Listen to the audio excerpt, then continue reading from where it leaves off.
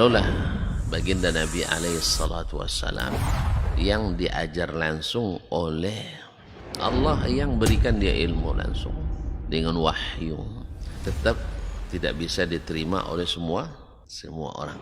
Inna Allah la yarfa'ul ilma intiza'an yantazi'uh min qulubil ibad, walakin yarfa'ul ilma biqabdil ulama. Bahkan sebagian besar orang pada waktu itu menolak Nabi alaihi salatu wassalam. Tetapi Nabi sallallahu alaihi wasallam mengajarkan kita untuk tidak patah arang dan tidak pernah berhenti berdakwah. Allah tidak mengangkat ilmu dengan mencabutnya dari hati-hati manusia, tidak, tetapi dengan mewafatkan para ulama. Mana yang lebih afdal, ahli ibadah atau ahlul ilmi? Dari semua sisi ahlul ilmi lebih afdal daripada ahli ibadah. Sampai tidak tinggal satu orang pun ulama. Ittakhadhan nasu ru'usan juhalan. Ketika tidak seorang alim pun yang tinggal, akhirnya orang-orang mengambil para pemuka-pemuka yang jahil.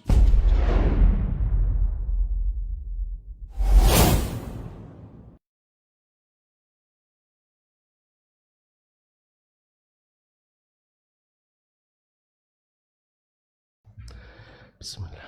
Assalamualaikum warahmatullahi wabarakatuh. Alhamdulillahi rabbil alamin. Wassalatu wassalamu ala sayyidil awwalin wal akhirin, nabiyina wa sayyidina Muhammadin wa ala alihi at-tayyibin wa azwajihi at-tahirati ummahatil mu'minin wa ashabil kiramil ghurril mayamin wattabi'ina lahum bi ihsanin ila yaumiddin. Amma ba'd. Wattaqullaha ya muslimun, fa inna man ittaqallaha waqa wa man ittaba'a sabilahu hada. Ya ayyuhalladzina amanu ittaqullaha haqqa tuqatih wa la tamutunna illa wa antum muslimun. Kaum muslimin, kaum muslimat yang dirahmati Allah Subhanahu wa taala. Alhamdulillah, di pagi Jumat ini, di hari yang terbaik, Allah izinkan kita berada di tempat yang terbaik, yang dicintai Allah Subhanahu wa taala, yaitu masjid di antara masjid-masjid Allah, Masjid Zaid bin Thabit radhiyallahu anhu Pekanbaru ini. Mudah-mudahan menjadi saksi bagi kita di akhirat bahwa kita ingin kepada Allah semakin mendekat. Semoga salawat dan salam pula sampaikan kepada Nabi, pada Ahlul Bait, para sahabat dan para tabi'in serta siapapun yang setia mengikutinya. Mudah-mudahan syafaat berbuah, salawat berbuah syafaat di hari kiamat. Amin ya rabbal alamin.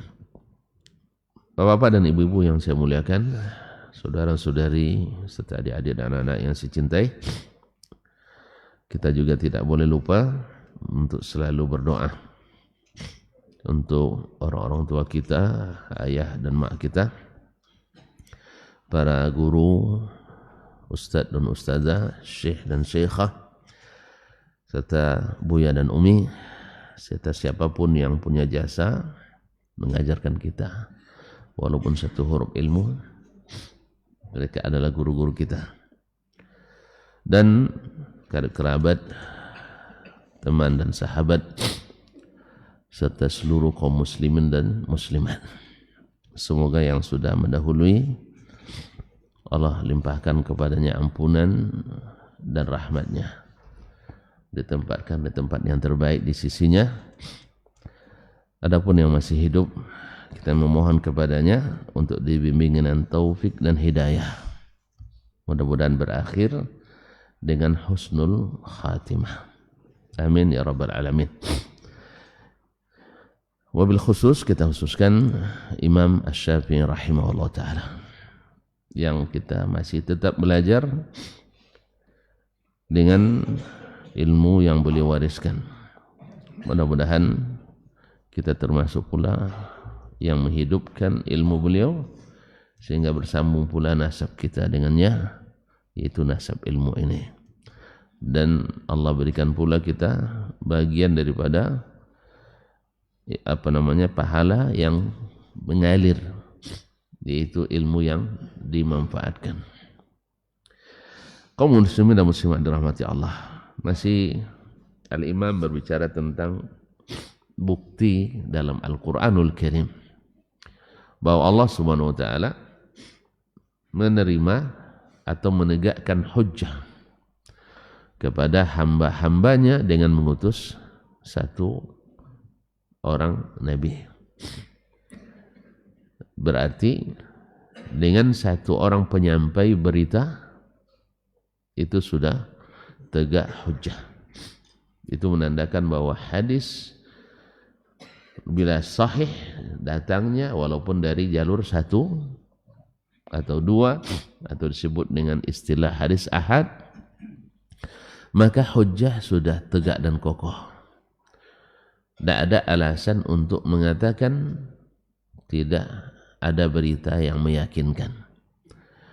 Dan seperti yang mungkin sering tuan-tuan dengar dan saya ulang, bahwa pembagian hadis ke mutawatir dan ahad ini sebenarnya bukan pembagian dari Nabi alaihi salatu wassalam, baik dari sisi amaliyah aplikasinya maupun dari sisi teori dan terminologinya. Itu tidak ada perbedaan dan pembedaan antara hadis ahad dengan hadis mutawatir dalam kamus Islam pada asalnya. Lalu datang orang-orang dengan teori-teori pemikiran yang diadopsi dari pemikiran orang Barat, yaitu Yunani, lalu diislamisasi, lalu terjadi pergeseran nilai berdasarkan teori-teori yang dikembangkan oleh orang-orang Yunani, bahwa hukum asalnya sesuatu itu diragukan sampai diadakan penelitian. Ya, jangan heran kalau nanti ada anak ragu ayah sebagai ayahnya.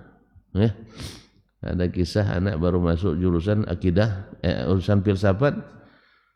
Dia bilang, sejak saya belajar ya, saya mulai ragu ayah saya. Ayah anda kalah pula, walaupun tak kuliah tapi lebih pandai berfilsafat. Benar nak, sejak kau kuliah aku pun sudah mulai ragu kamu anak saya, katanya. Ya, mulai ragu kamu anak saya. Jadi sesuatu yang sudah pasti, yang sudah disepakati, tidak ada yang bagi mereka yang sakral. Sebab tidak boleh meyakini sesuatu secara a priori tanpa ada pembuktian penelitian. Yang masalahnya yang akan kita yakini ini adalah perkara-perkara siapa yang pergi menelitinya mesti mati dulu. Ya Pak Edi? Ya? Mesti mati dulu. Antum nak meneliti tentang azab atau nikmat di kubur. Apa syaratnya supaya bisa? Mati dulu. Kalau nak sampai ke alam barzakh untuk meneliti keadaan di sana, maka syaratnya mati dulu. Nanti baru bawa hasil penelitiannya kembali. Cuman tidak ada visa exit kembali. Ya, visanya hanya visa entry. Jadi tasri masuk ada, tasri keluar enggak ada. Atau tuan-tuan nak meneliti tentang ada yang di atas langit. Ya, benar enggak langit itu 7 lapis? Tentu tuan-tuan harus ke langit. Dan itu pun harus mati dulu. Kecuali kalau bagi hamba-hamba Allah yang Allah pilih. Kalau kita kalau ke langit harus mati dulu. Kenapa? Iya. Karena yang diterima di atas ruh. Jelas? Atau andainya antum bisa dengan teknologi nanti pergi sampai ke langit, umur antum tak cukup.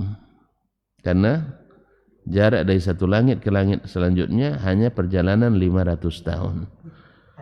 Iya, umur awak rata-rata sekarang tinggal 50 tahun. Nah itu. Pergi haji dah mulai kita putus asa. Sah? Dah mulai? Mungkin apa tidak ini. Sehingga ada pula syekh kita mengeluarkan fatwa. Tidak wajib? Tidak wajib haji di Indonesia. Nah, ini terjadi pro dan kontra. Biasalah yang nama fatwa. Fatwa kan tidak mengikat. Fatwa tidak mengikat. Seseorang boleh saja memfatwakan karena fatwa itu ghairu mulzimah. Tidak mengikat. Jadi jangan terkejut sekali. Ya, kaji dalilnya, kaji faktanya, kaji kenyataannya. Kalau benar, apa salahnya diikuti? Kalau salah, apa salahnya tidak diikuti? Jelas? Nah, jadi kaum muslimin dan muslimat, jadi kalau tuan-tuan nak teliti dulu, baru yakin, maka lahirlah orang-orang yang bingung dan bimbang. Dan itulah hasilnya. Itulah hasilnya. Semua orang tanpa kecuali yang melakukan atau menerima syariat ini, khususnya akidah, dengan pendekatan logika dan pemikiran, melahirkan orang-orang peragu. Orang-orang peragu. Datang hadis, misalnya Allah Subhanahu wa ta'ala, Nabi alaihi salatu wassalam mengatakan, "Idza waqa'a adz-dzubabu fi ina'i ahadikum falyaghmishu wa la yughriq wa liyashrabhu fa inna bi ahadi janahaihi da'an wa fil akhari dawa'an." Apabila jatuh lalat ke dalam minuman seseorang, maka jangan dibuang, tetapi tenggelamkan semuanya. Habis itu diminum, sehat walafiat. Karena di salah satu sayapnya ada penyakit, mikroba, bakteri, dan di sebelahnya sebagai penawarnya. Nah, orang di masanya belum ada penelitian mikroskop, tidak bisa melihatnya. Akhirnya dia menggunakan apa? Menggunakan akal. Sesuatu yang tidak bisa dia buktikan dengan melihat, menyentuh, merasa, meraba, mendengar. Akhirnya dia tolak. Kenapa? Karena pendekatannya pendekatan pemikiran. Makanya iblis tersesat karena pemikiran. Abu Jahal tersesat karena pemikiran. Namrud tersesat karena pemikiran. Fir'aun karena pemikiran. Dipikirnya, dirasanya, dipikirnya, dirasanya. Tidak lepas daripada itu. Akhirnya mereka menjadi manusia-manusia tersesat dan durjana. Kaum muslimin dan muslimat yang dirahmati Allah Subhanahu wa taala, jadi dengan pendekatan pemikiran tanpa tunduk kepada wahyu ilahi, melahirkan orang-orang peragu. Makanya kenapa sifat-sifat Allah dalam kamus ahli kalam, ahli logika berkurang? Sah? Tinggal 7. Lalu 7 dilipat ke lagi 14. Ditambah yang harus, ditambah yang wajib bagi Nabi misalnya. Jadi tinggal 20. Yang asasnya adalah 7. Padahal Allah menyebutkan sifatnya tidak sedikit dalam Al-Quran, dan Nabi menyebut sifat Allah tak sedikit dalam hadis. Tapi semuanya diragukan, kecuali yang sesuai menurut akal dan pikiran. Ternyata ada lagi yang lebih cerdas mereka, tidak sesuai semuanya dengan pikiran. Dan inilah kaum Jahmiyah, Mu'tazilah. Ya, Kalau orang mutakallimin ada 7 yang masuk. Kalau Mu'tazilah tidak satu pun yang masuk. Mu'tazilah lebih berani. Dia lebih berani. Kalau ahlul mutakallimin tidak. Kok diterima sebagian, alasan menerimanya sama dengan alasan menolaknya. Ini kalau dikatakan Allah berilmu, padahal makhluk juga berilmu. Oh, tidak sama ilmu Allah dengan ilmu makhluk. Kenapa antum tidak katakan juga Allah memiliki wajah dan tidak sama dengan wajah makhluk? Selesai. Nah, dan itu yang diakui oleh dan diterima oleh Nabi SAW dari malaikat Jibril, dari Allah Subhanahu wa taala. Nah, disitulah makanya Imam Syafi'i rahimahullah tampil menjelaskan bahwasanya hadis ahad itu pada asalnya diterima oleh Allah Subhanahu wa taala dan diterima oleh Rasulullah sallallahu alaihi wasallam.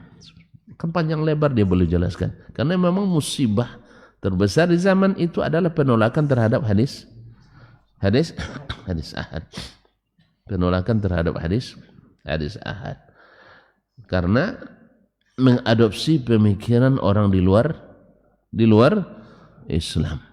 Makanya kaum muslimin semua kesesatan ya atau hampir semua kesesatan dan akidah akibat mengadopsi, mengislamisasi pemikiran orang-orang non, kalau boleh disebut kaum kafirin ya, orang-orang non muslim. Semuanya. Carilah akarnya pasti ke sana. Oh enggak ini filsafat Islam. Antum tahu filsafat Islam dari mana? Setelah menerjemahkan kitab-kitab Yunani dulu ke dalam bahasa Arab. Kemudian dari bahasa Arab kita belajar akidah melalui kaum Mu'tazilah atau mutakallimin. Tidak ada di zaman Nabi SAW filsafat Islam, tidak ada. Pemikiran Islam ada, tapi filsafat Islam yang diklaim sebagai filsafat Islam itu sebenarnya adalah teori Yunani. Lalu dibuat atau dimasukkan dalam. Kalau pemikiran semua bukan tidak ada Islam non Islamnya, semua pemikiran Allah berikan. Semua kita punya pemikiran. Orang tidak sekolah pun memang berpikir kayak tadilah. Anak masuk jurusan filsafat ragu ayahnya sebab belum diteliti. Buat penelitian dulu, buat skripsi tentang meninjau ulang otentisitas ayah saya. Nanti apa tidak buat judul skripsi. Nah, tapi ayahnya lebih cerdas tadi. Memang sejak kamu kuliah itu ayah pun mulai ragu kamu anak saya. Jadi memang berbeda. Kalau dulu orang belajar mendatangkan keyakinan. Kalau sekarang orang belajar membuat keraguan. Kita bayangkan. Waktu pondok Masya Allah, ya nampak anak gadis menunduk malu. Kalau sekarang dah masuk kuliah kadang nampak anak gadis menyeruduk bikin malu. Terus di mana antum di pondok yang kamu pelajari dulu? Bahwasanya nampak anak gadis yang tidak mahram kita menunduk malu. Kok tiba-tiba sudah semakin dewasa menyeruduk bikin malu? Kenapa? Karena sudah mulai meragukan nilai-nilai tadi akibat pemikiran. Alasannya kalau semakin dewasa semakin pandai menjaga diri. Dari mana pemikiran ini kalau bukan dari syaitan? Makanya lahir di sebagian tempat boleh tamu perempuan masuk ke kos laki-laki sampai jam 10 malam. Ada kan apa? Ada gitu? Hah? Ada di sebagian. Nah, yang benar adalah yang laki-laki tak boleh masuk kos perempuan, perempuan tak boleh masuk kos laki-laki. Kalau perlu tak boleh lewat di depannya. So kalau udah lewat nanti mampir dia situ. Kalau udah mampir rapat dia situ. Ya kadang sampai jam 11 malam, 12 malam masih juga di depan tuh. Ngapain kalian? Rapat Pak katanya. Woi, bini berdua tuh merapat tuh kan.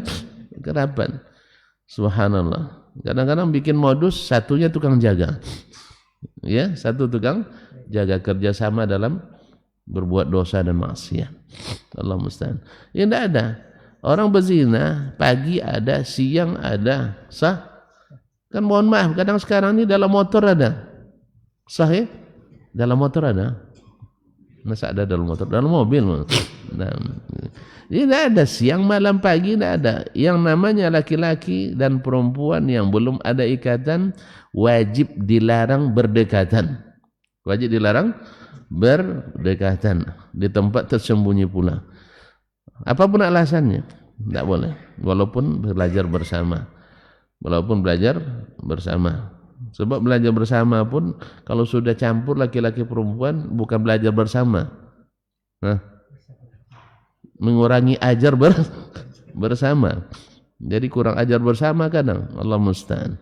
Karena terbukti bahwa belajar bersama laki-laki sama laki-laki, perempuan sama perempuan dalam penelitian di Inggris dan Perancis terbukti bahwa lebih bagus belajar setiap jenis dengan jenisnya. Laki-laki belajar sama laki-laki, perempuan belajar sama perempuan. Itu lebih menghasilkan daripada laki-laki bercampur perempuan. Itu kami apa corolah telanjur Ustaz.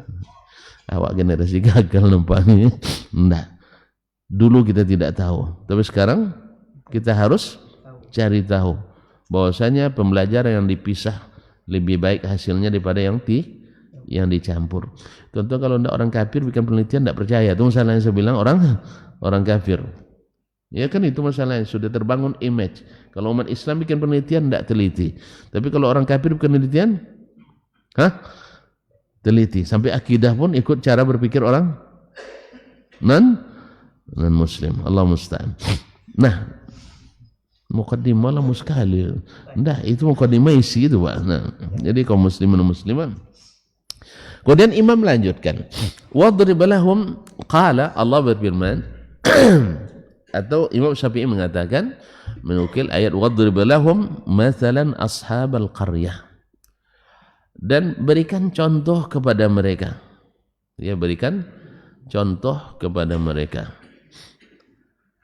Mathalan ashabal qaryah, penduduk suatu negeri, satu kampung. Nah,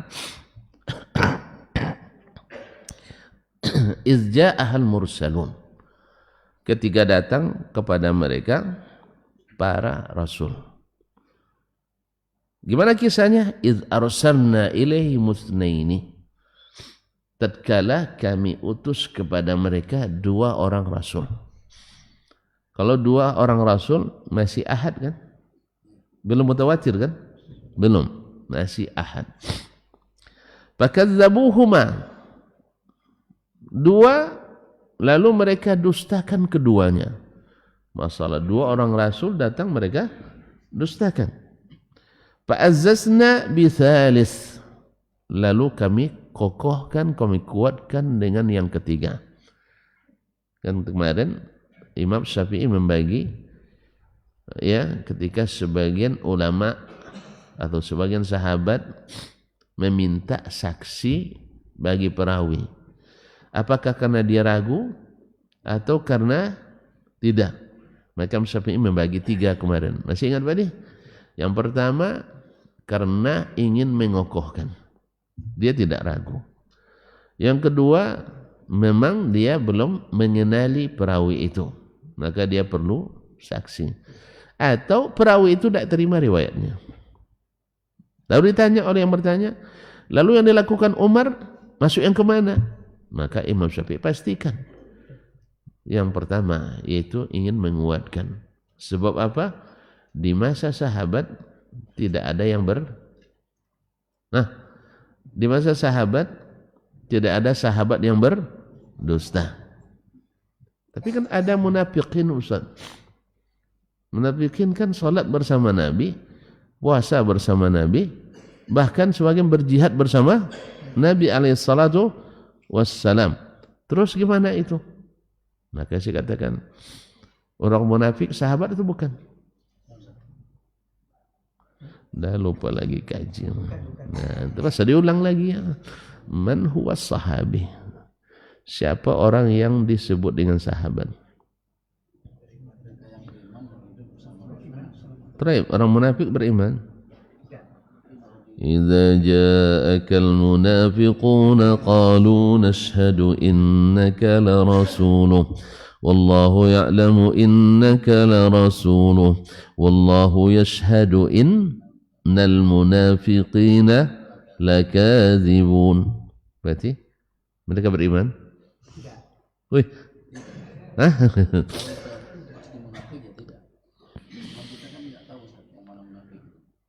Saya tidak bicara tentang yang mana munafik.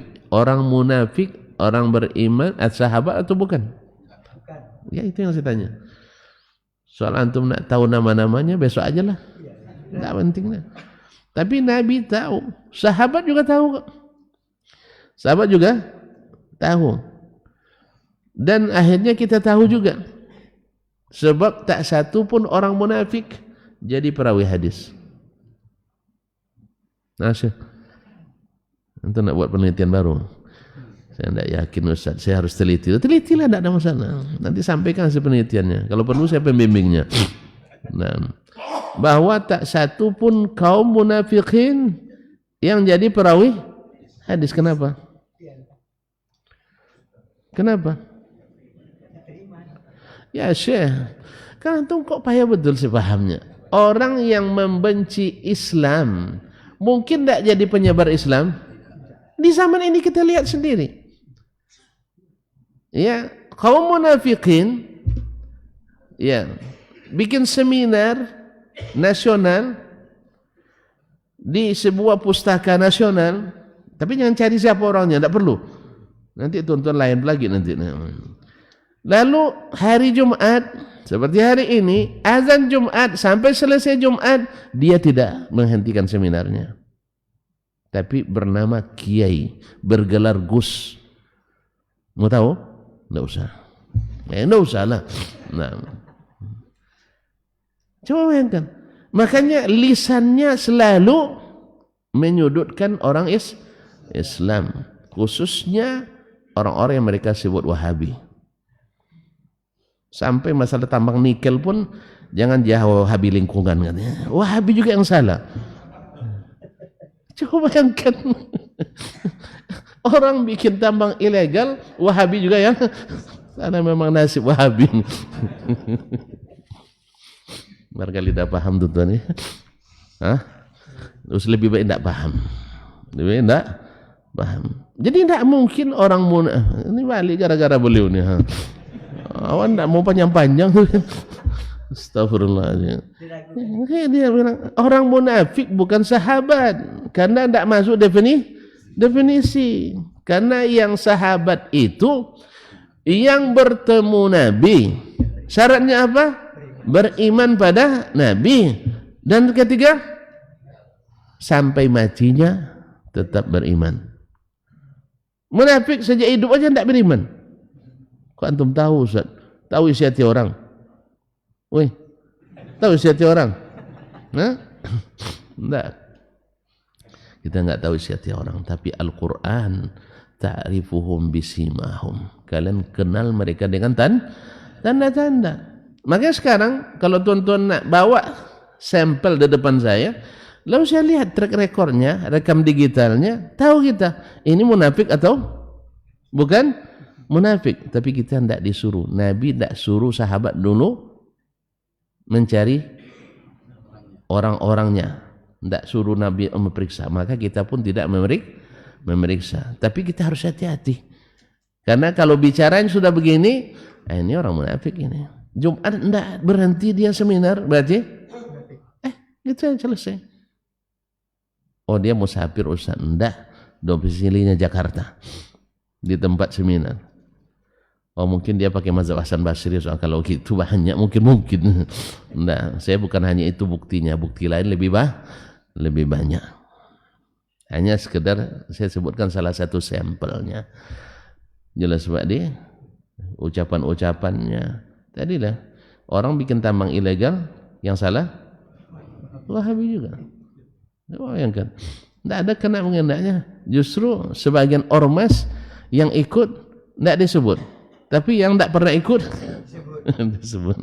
Jadi kaum muslimin dan muslimat saking bencinya kepada Islam. Jadi kalau dicari negara paling bobrok di matanya adalah yang berdasarkan Al-Quran dan Sunnah. Siapa? Arab Saudi. Negara yang paling tidak baik, padahal negeri paling aman. Tercatat sebagai manusia paling dermawan. Negeri paling aman, manusianya paling dermawan dan paling barakah rezekinya. Mereka kerja penyogan kata Ustaz ya. Arab-Arab kalau diukur kinerjanya kalah sama orang kita. Orang kita kerjanya sebelum subuh udah berangkat, pulang hampir tengah malam. PT tidak cukup itu makan sebulan. Sah? Berangkat sebelum subuh, pulang hampir tengah malam. Pas terima gaji sedih. Apa sebab? Terima gaji 5 juta, kemudian keluar notifikasi bayar ini bayar itu, hutang 4.955.000. Siapa nak saya tak tahu golak. Tak ada senyum lagi. Kan ya? Sehingga ada sebagian, Masya Allah, setiap tanggal 1 tring malam tu ditunggunya depan ATM, berlomba dengan bank. Paham? Tak paham ini, tak pernah berhutang nampaknya. Berlomba dengan bank. Sebab bank kalau sudah masuk ke dalam rekening orang nasabah yang berhutang, langsung disedotnya, sah? Nah, sekarang tak. Pas keluar notifikasi, dulu 3355 ya, kredit, keluar langsung tarik, habis. Hanya bank kecolongan. Setiap bulan kosong, akhirnya dilaporkan kepada pimpinan. Nah, jadi begitu kaum muslimin. Orang-orang saya ini tanya Ustaz Abdul Aziz ni. Kadang lah jam 9 alun buka kantor lah Ustaz ya.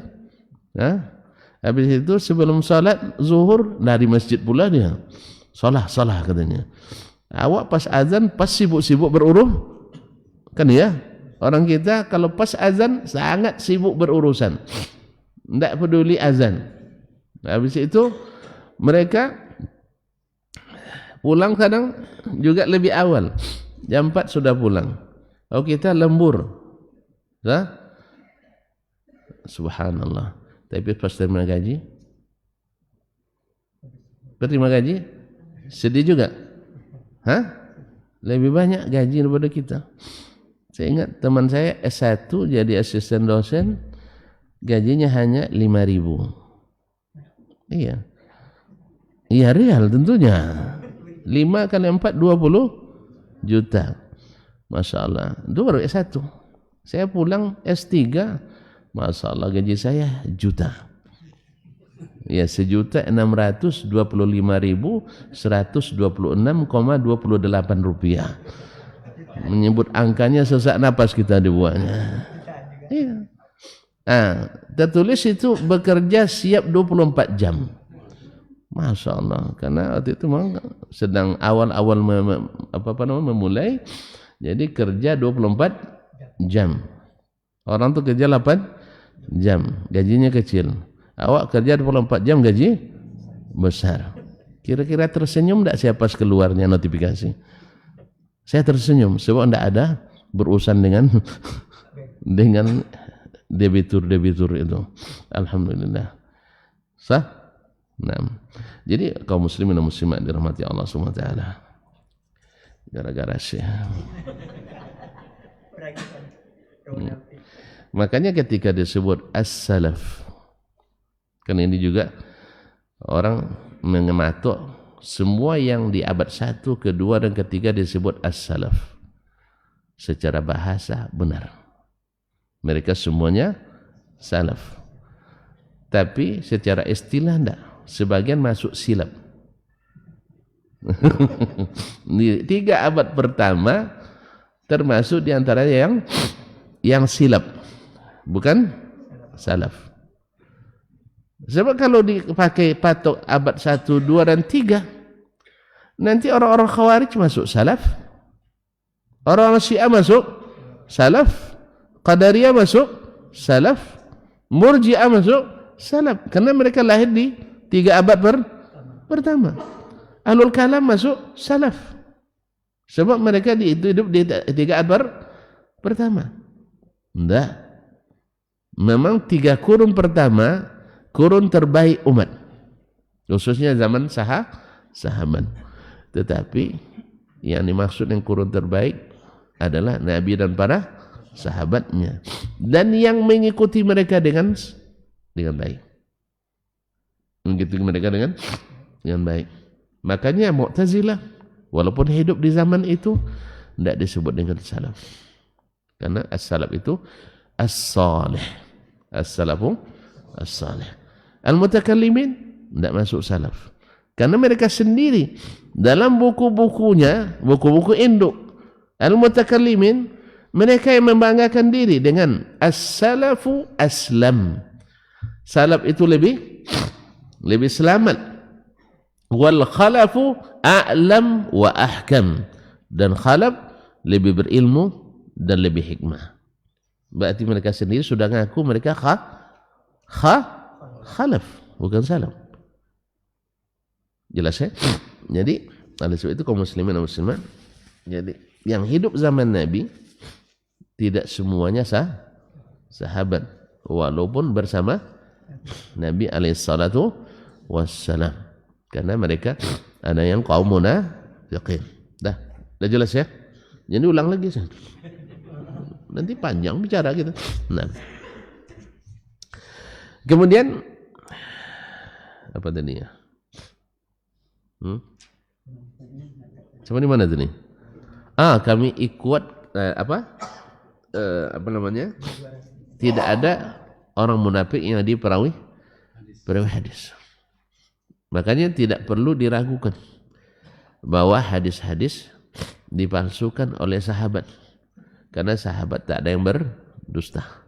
Yang berdusta bukan sahabat. Siapa mereka? Al-munafiqun. Tahu antum orangnya?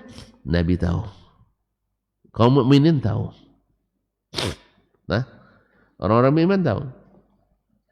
Mereka memang Huzaifah diserahkan Nabi catatan nama orang-orang munafikin Madinah semuanya, tapi tidak dipublish. Tapi sahabat pintar, dia tidak perlu siapa orangnya, tapi dia perlu saya masuk atau tidak. Sah? Di antara yang bertanya adalah Sayyiduna Umar bin Khattab radhiyallahu anhu. Ya Huzaifah, hal sammanillahu indak? Saya termasuk yang tersebut ya Huzaifah. Nah, kata Huzaifah lah. Sebab orang munafik khawatir dia munafik. Orang munafik senang dia. Iya. Siapa yang merasa tidak munafik perlu dikhawatirkan. Tapi siapa yang khawatir jadi orang munafik, itu perlu untuk dilanjutkan. Jelas ya? Makanya Nabi berdoa selalu, Allahumma tahhir qalbi minan nifaq. Ya Allah, bersihkan hati saya dari kemunafikan. Wa lisani minal kazib. Lisanku dari dusta. Munafik lagi ya. Wa aini minal khiyanah. Dan mataku dari pandangan khianat. Kan pandangan mata khianat. Lagi-lagi sifat munafik. Baik. Nah, Allah utus kepada suatu negeri itu 2 rasul, tapi mereka dustakan. Bahkan 10 pun nanti mereka akan dustakan. Karena kalau tidak beriman, walaupun terbang tetap kambing. Walaupun terbang tapi tetap kambing. Ada zatun walau tarat. Kemudian fa'azzazna bi thalis. Kami tambah kuat dengan nabi yang ketiga. Faqalu inna ilaikum mursalun. Lalu mereka para rasul itu mengatakan kepada umat itu, kami benar-benar rasul kepada kalian, utusan Allah kepada kalian. Qalu, mereka menjawab, in ma antum illa basyarum mithluna. Kalian hanya manusia seperti kami. Kan itu manusia seperti kami. Apa lebihnya kamu dari kami? Wa ma anzala ar-rahmanu min syai'. Dan Allah tak pernah menurunkan sesuatu pun kepada kalian. In antum illa takzibun. Kalian ini hanya berdusta. Betul tuan. Nabi ada mukjizatnya tak? Ada mukjizatnya? Mereka minta mukjizat itu. Tapi setelah datang mukjizat, tetap mereka tidak beriman. Nabi Isra Mi'raj. Lalu mereka menolak dengan pikiran. Sah? Abu Bakar menolak dengan menerima dengan iman. Mereka dengan pikiran menolak. Maka siapapun yang mendahulukan pikiran dalam beragama, maka dikhawatirkan dia akan tersesat. Jelas ya? Siapapun yang mendahulukan pikiran dalam beragama, dia akan memulai jalan kesesatan. Maka yang mereka selalu banggakan adalah akal. Sehingga cemoohnya kepada orang-orang yang taat tidak menggunakan akal. Jadi selalu cemooh dari dulu bahwa orang-orang yang taat dianggap tidak menggunakan akal. Makanya kaum al-muhaddisun, ashabul hadis di kalangan al-mutakallimun adalah qaumun su'.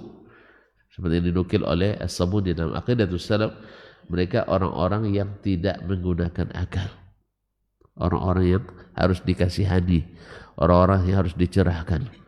Menerima Al-Quran dan hadis begitu saja, tanpa diolah dan diteliti. Akhirnya mereka, kalau bahasa kampungnya seperti kerbau diatu hidung. Nah, tahu kerbau dicocok apa nah? Dicucuk hidungnya, sehingga mau aja kemana aja dibawa oleh syariat ini mau. Mereka tidak paham. Ada ayat-ayat yang khusus Arab, ada ayat-ayat yang khusus Nusantara. Jadi mereka menolak. Ma'asyil kiram, jadi mereka itu semua diberikan mukjizat, tetapi mereka tolak. Mereka minta ke Nabi, kalau kau benar hai Muhammad, coba tunjukkan kepada kami seperti apa Baitul Maqdis itu, Masjidil Aqsa. Subhanallah. Nabi awalnya memang khawatir juga, karena beliau tak punya ilmu tentang itu. Lalu Allah tengokkan ke hadapannya, layar hilang. Bukan layar sentuh sih. Layar hilang. Tak nampak semua orang, tapi bagi Nabi nampak. Ke proyek keturunan kita kan tak bisa. Kalau dibuka nampak semua orang kan. Kalau ini tak. Orang tu tak nampak, tapi Nabi nampak. Maka layarnya layar hilang. Mana lebih canggih? Lebih canggih teknologi Allah ini yang belum ditemukan orang. Kalau antum bisa nanti buat teknologi, hanya antum saja yang lihat, orang lain tidak. Ya, tidak boleh berbangga. Nah, tapi jangan jadikan orang kafir. Ma'asyar kiram, tetap mereka tak terima. Jawaban Nabi semuanya benar. Tidak ada satu pun diragukan. Tetap tidak diterima. Jadi antum jangan bersedih nanti. Kalau antum masalah secara spesifikasi benar di atas sunnah Nabi, tapi antum tidak diakui, itu biasa. Karena yang harus didapat itu pengakuan Allah, bukan pengakuan manusia. Nabi tetap Nabi, walaupun tidak diterima oleh seorang pun. Karena nanti pada hari kiamat datang Nabi dengan 2 pengikut, datang Nabi dengan 1 pengikut, datang Nabi tanpa pengikut. Tapi apakah dia gagal? Demi Allah tidak. Makanya jangan ambil pusing dengan pengakuan orang atau tidak. Yang penting antum ketika salat sunnah apa tidak, berakidah sunnah apa tidak, berakhlak sunnah apa tidak? Kalau sudah seperti itu, tidak usah pikirkan diakui atau tidak. Karena manusia itu kalau sudah terlanjur mengatakan sesuatu, sangat sulit untuk mencabut kembali. Sangat sulit untuk mencabut kembali. Karena memang kita ini memang, makanya Imam Muhammad bin Sirin rahimahullah ta'ala tidak mau menjawab pertanyaan kalau tak punya dalil yang jelas dari Al-Quran dan Sunnah. Orang bilang, pendapat Syekh gimana? Kalau saya tahu pendapat saya tidak berubah-ubah, saya jawab dengan pendapat. Tapi barangkali hari ini saya berpendapat begini, besok saya berpendapat begitu. Akhirnya nanti saya terpaksa mencari orang ke setiap rumah untuk menyebutkan pendapat saya sudah berubah. Oleh itu kaum muslimin dan muslimat dirahmati Allah SWT, maka Nabi kokoh, Allah kokohkan Nabi itu yang ketiga, tapi mereka tetap menolak dengan alasan kita sama-sama manusia. Yang manusia bisa benar bisa salah. Ini pula yang membuat kaum pemikir yang tidak begitu yakin dengan syariat Allah dan Rasulnya sallallahu alaihi wasallam, karena alasan mereka Nabi juga manusia, bisa benar bisa salah. Dia menanggalkan status Islam, tidak mau, karena status Islam itu berharga. Tapi mencintai Islam, tidak. Dia memerangi ajaran Islam. Disuruh menanggalkan, tidak mampu dia. Karena predikat seorang Muslim itu sangat berharga. Apalagi di negeri mayoritas Muslim. Tapi pekerjaannya mempreteli aturan Islam. Tapi Allah SWT tidak tidur, Allah tidak lalai. Nah, qala Syafi'i, berkata Asy-Syafi'i rahimahullah, fadhahara al-hujaj alaihim bithnaini, maka Allah menegakkan hujjah kepada umat tadi dengan dua orang rasul. Thumma thalis, kemudian yang ketiga, wa kaza aqama al-hujjata 'ala al-umami biwahid. Demikian pula Allah menegakkan hujjah kepada umat-umat yang lain dengan satu orang rasul. Seperti yang disebutkan kemarin, umat Nabi Nuh hanya satu orang rasul. Umat Nabi Ad hanya satu orang rasul. Kaum Thamud satu orang rasul. Tapi yang paling banyak rasulnya Bani Israel. Memang tongkol orang Yahudi. Nah, memang tongkol. Nah, sekarang saking tongkolnya berkelahi sama abangnya. Ya, saking tongkolnya berkelahi sama abang apa adik ya? Ya. Jadi adik beradik sedang berkelahi sekarang. Ya, gembiralah tuh. Bergembiralah. Cuma sebagian umat Islam tertipu dengan apa yang terjadi, karena mereka tidak tahu hakikat keduanya. Hakikat Yahudi, hakikat Syiah. Keduanya sama-sama haus darah kaum muslimin, kaum sunnah. Jadi, tapi kita yang tahu, kita tidak perlu terpengaruh. Itulah sebabnya perlu ilmu. Sebab orang yang tak berilmu akan tertipu. Oh, mereka kan Republik Islam. Sah? Mendengar Republik Islam, masa ada Republik Islam. Nah, walaysa ziyadatu bitta'kidi mani'atan an taqum al-hujjatu biwahid. Dan tambahan untuk menguatkan tidak menghalangi menjadikan satu sebagai hujjah. Ya, tidak menghalangi satu menjadi hujjah. Iz atahu Allah ma yubayinu bil khalqa ghairun nabiyyin. Karena Allah memberikan kepada nabi itu sesuatu yang membedakannya dengan selain nabi. Apa? Wahyu. Wahyu. Diberikan wahyu. Dan wahyu ini tidak diberikan kecuali kepada para nabi. Dan siap diuji. Wahyu siap diuji. Seperti tadi, antum nak teliti kebenaran wahyu, karena ada pula orang sekarang ya gatal-gatal pula pemikirannya, otaknya, nak meninjau ulang autentisitas Al-Quranul Karim. Kalau ahli qiraat tidak pula. Bilang ahli tafsir, enggak juga. Tapi orang-orang tadi terpengaruh oleh pemikiran orang luar Islam. Belajar ke orang ragu menghasilkan orang-orang bimbang. Gurunya ragu, muridnya bimbang. Tuan-tuan belajar Islam kepada orang yang tidak Islam. Tentu hasilnya positif, tambah negatif. Negatif. Ada sedikit Islam dalam pikiran antum, tapi belajar Islam kepada yang bukan Islam, yang dominan adalah yang negatifnya tadi. Atau antum berhenti di tengah jalan tidak ikut. Duanya.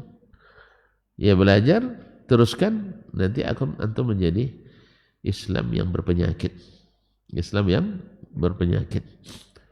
Tapi saya tidak merasa sakit, Ustaz. Memang banyak orang sakit-sakit sebenarnya, sakit dalam, tidak sadar kecuali sudah stadium lanjut. Kenapa ini? Sonar itu sejak sudah umur belasan sudah ada sakit itu. Cuman karena imun lumayan body sama seperti apa kuat, baru terbiasa umur 50-an. Selama ini sehat-sehat aja Ustaz. Antum tidak tahu antum sakit. Apa sebab? Kan tidak pernah periksa. Sahih? Tidak pernah periksa. Ternyata setelah diperiksa, aduh barang tudupannya. Saya tidak nyangka ada asam urat dulu. Tapi setelah terjadi insiden olahraga waktu itu, akhirnya terpaksa di scan. Habis itu diuji labor, ngawur rupanya. Ternyata kolesterol ada juga sedikit. Asam urat ada, tapi alhamdulillah belum manis. Belum manis. Gula masih bagus, alhamdulillah. Darah masih bagus, alhamdulillah. Iya. Paham belum manis. Makanya saya suka masih. Nah. Kau muslimin dan muslimat. Ini ternyata ada asamnya. Setelah diperiksa. Antum kalau tidak pernah belajar ke Islam, tentu tidak tahu antum sedang bermasalah dengan Islam. Nah, makanya baru tahu kalau antum belajar pada yang mengenali Islam dengan benar. Buka satu-satu. Buka satu-satu. Misalnya, antum selama ini berkeyakinan bahwa segala sesuatu harus diteliti dulu baru diimani. Antum salah. Kok antum salah Ustaz? Ayo kita baca Sahih Bukhari. Dari awal sampai kalau mau, karena awal aja kita buka. Sahih Bukhari yang pertama kali dimulai dengan Bismillah. Betul, Masya Allah. Bapak ini luar biasa, Bismillah. Betul. Mulai dengan Kitabu Bad'il Wahyi. Yaitu awal mula turun wahyu. Ini bukan sembarangan Imam Bukhari membuat ini. Sebab dia tahu dan ingin beritahu bahwa tak ada wahyu, tak ada agama ini. Tak ada wahyu, tak ada agama ini. Jadi bermula agama ini dengan turunnya wahyu. Kemudian wahyu turun, apa yang harus dilakukan? Diteliti dulu? Tidak. Maka Imam Al-Bukhari menulis kitab yang kedua. Beliau beri judul Kitabul Iman. Kitabul Iman. Kalau sudah turun wahyu, wajib diimani. Ustaz?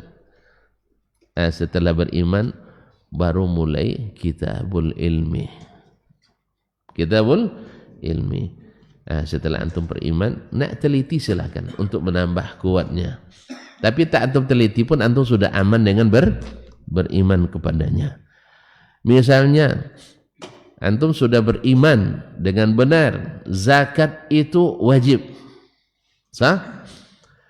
Zakat emas begini, zakat perak begini. Zakat kambing begini, zakat sapi begini.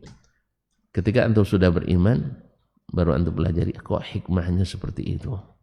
Apa hikmahnya? Baru antum pelajari.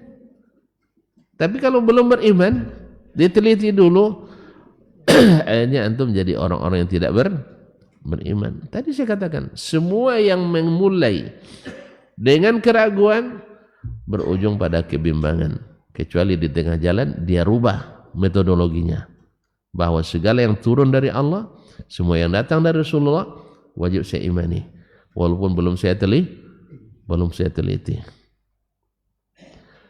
Siap Ustaz? Siap. Kalau udah siap sampai target kita pagi. Nah, antum siap beriman dengan apa yang datang dari Allah, dari Rasulullah sallallahu alaihi wasallam, walaupun hanya yang menyampaikannya satu orang atau dua orang atau tiga orang, karena banyak penyampai itu seperti kata Syekhul Islam Ibnu Taimiyah rahimahullah, bukan masalahnya pada penyampai tapi pada yang menerima yang disampaikan. Semua masalah ada pada antum. Sebab berita itu seperti makan juga. Tahu makan? Sudah saatnya. Tahu makan? Sudah saatnya. Kalau belum saya lanjutkan. Nah, ibaratnya seperti makan juga kata Syekhul Islam. Ada orang yang dengan satu piring kecil kenyang. Sah? Ada orang yang 10 paket tidak cukup. Nah, yang kenyang dengan 10 bungkus, boleh tidak meragukan orang yang kenyang dengan 1 bungkus? Hah? Bermasalah Bapak. Dia sudah kenyang. Masa Bapak ragu? Ketika Bapak ragu, Bapak sudah tidak pakai fakta lagi, tapi pakai logika. Saya 10 belum kenyang, masa dia 1 sudah kenyang? Menurut apa? Pikiran. Bapak kiaskan dia ke Bapak. Paham tak? Sebaliknya juga, orang yang kenyang dengan 1 jangan paksa orang. Woi, dia mata bojonya jadi kenyang 1, tidak bisa dipaksakan.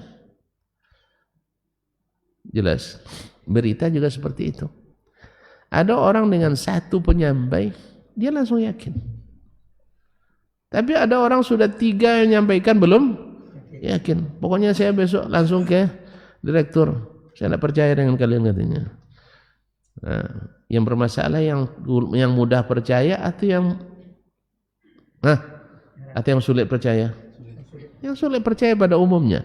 Kecuali hidup di masyarakat yang sulit dipercaya seperti, woi kalian tontonin bilang nih, seperti sekarang. Seperti sekarang.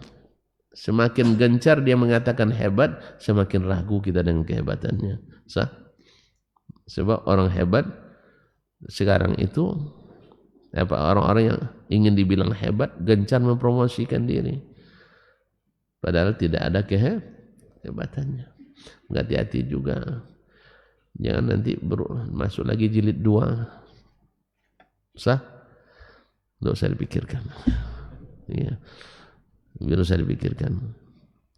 Karena jangan memulai dengan pemikiran, mulai dengan keimanan. Kalau tuan-tuan mau baik, maka kita baikkan diri kita masing-masing, baikkan keluarga kita, baikkan masyarakat. Dengan apa? Tidak ada yang bisa memperbaiki kecuali dengan wahyu ilahi, dengan agama yang benar. Makanya jangan merubah-rubah agama ini, jangan menambah-nambah. Sebab menambah masalah, mengurangi nambah masalah juga. Tapi sempurnakan agama yang sempurna ini. Tidak usah ditambah, tidak usah berinovasi. Kalau berinovasi itu produk inovasi tiada henti. Hah? Iya masya Allah. Ya, kalau produk duniawi silakan berinovasi. Tapi produk agama ini ikutlah seperti yang ada di zaman Nabi sallallahu alaihi wasallam, ilman wa amalan, ilmu dan amalnya. Sebab sudah lengkap. Tidak usah dibuat-buat lagi yang Yang baru. Sebab setiap yang baru itu bikin masalah, pertengkaran yang tak pernah selesai, habis energi kita. Kalau tuan-tuan mau berkreasi, maka berteknologi lah, ya, berkreasi dalam masalah duniawi, silakan. Tuan-tuan bikin masjid secanggih mungkin, silakan, ya, secanggih mungkin. Nanti misalnya dari rumah sudah ada otomatis tempat duduk kita di masjid, tekan, tidak ada lagi bisa masuk di situ. Ada layar hilang, orang nak duduk di situ tidak bisa. Apa sebab? Sudah di booking dari rumah tadi. Tekan tombol, selesai. Itu tidak ada masalah. Baik kaum muslimin, kita cukup sampai sini dulu ya Pak Di. Ya. Ini beliau bikin panjang-panjang tadi. Assalamualaikum. Nah, terima kasih. Jumpa kembali insyaallah. Wallahu taala alam. Wassallallahu ala nabiyyina Muhammad sallam. Wassalamualaikum warahmatullahi wabarakatuh.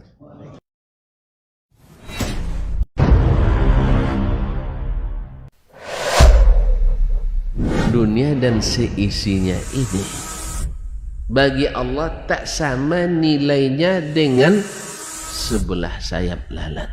Barang siapa yang beramal untuk akhiratnya, Allah akan cukupkan baginya urusan dunia. Sayati zamanun 'alan nasi as-sabiru fihim qalqabit al-jamarah. Akan ada satu masa di akhir zaman yang berpegang teguh dengan agamanya seperti orang yang sedang memegang bara api.